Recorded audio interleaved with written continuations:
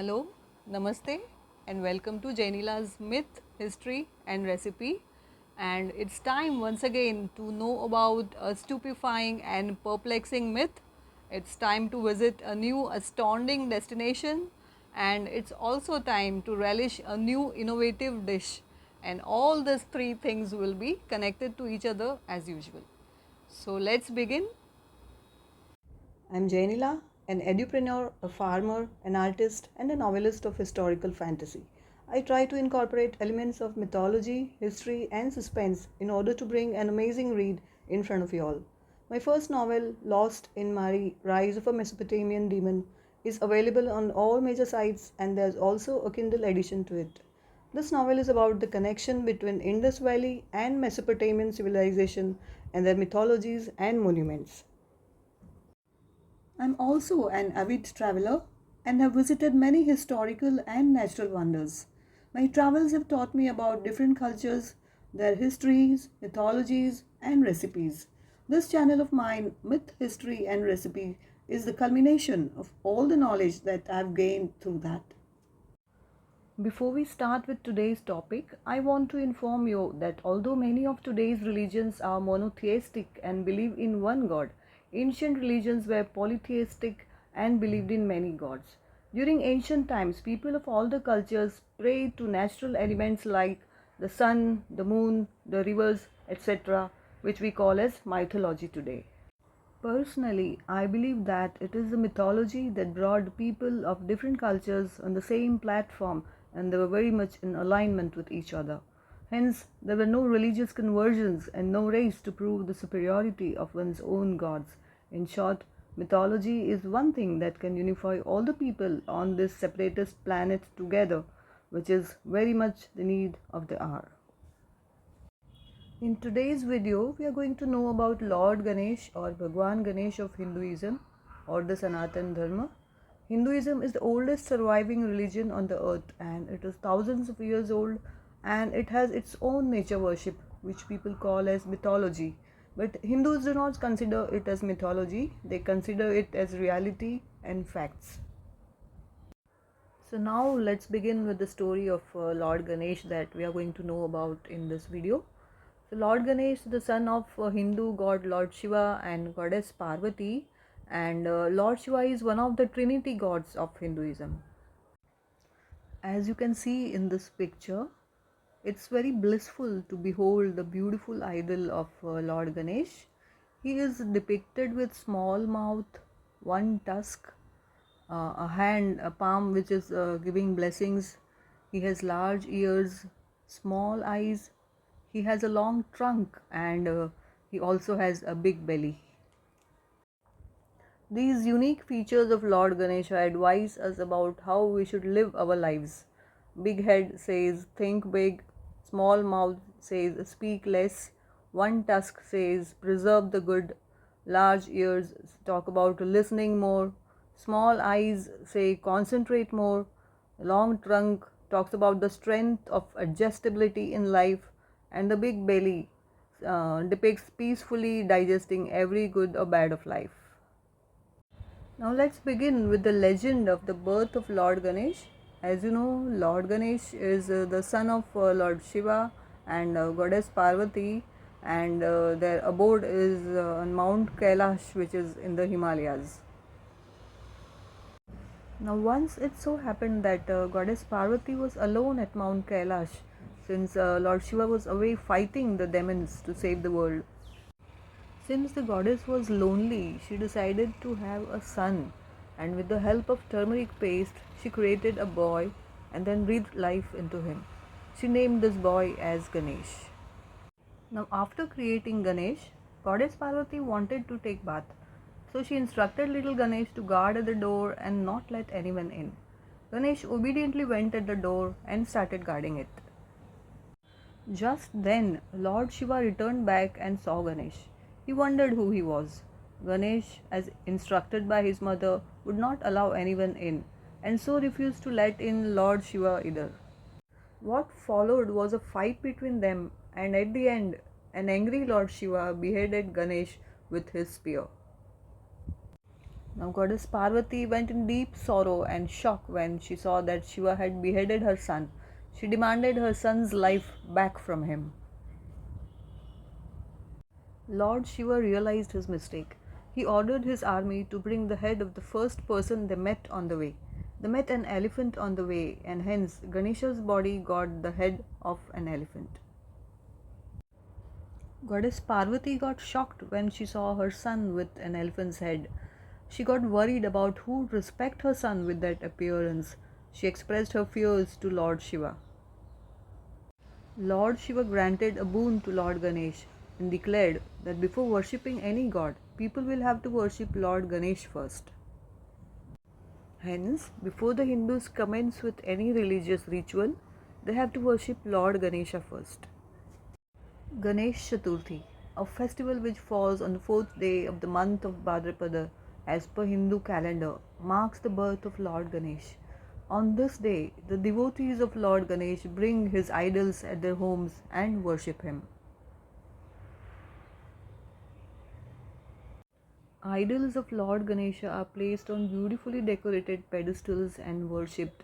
The entire family and friends participate in this program and enjoy and have fun together.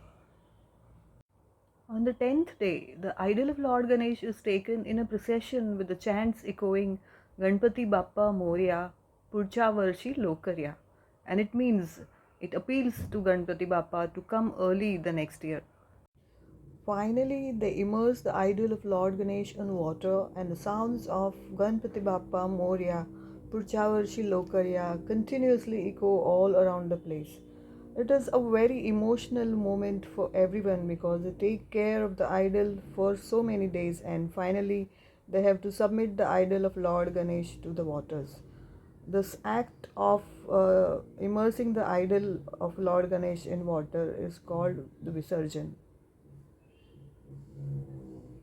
There's yet another story behind this auspicious festival. It is said that Lord Ganesha wrote the great Indian epic Mahabharata. He started writing Mahabharata on this day as dictated by a great sage Maharshi Vedvyas. This day was the fourth day of the month of Bhadrapada, and he continued writing till the next 10 days without drinking or eating anything. Now, to overcome the heat generated in the body due to this work, a layer of mud paste was coated over the body of Lord Ganesh. His body became very stiff due to this. So, on the 10th day, Lord Ganesh went into water to remove the layer of mud. To commemorate this, the idol of Lord Ganesh is immersed in water after celebration of Ganesh Chaturthi.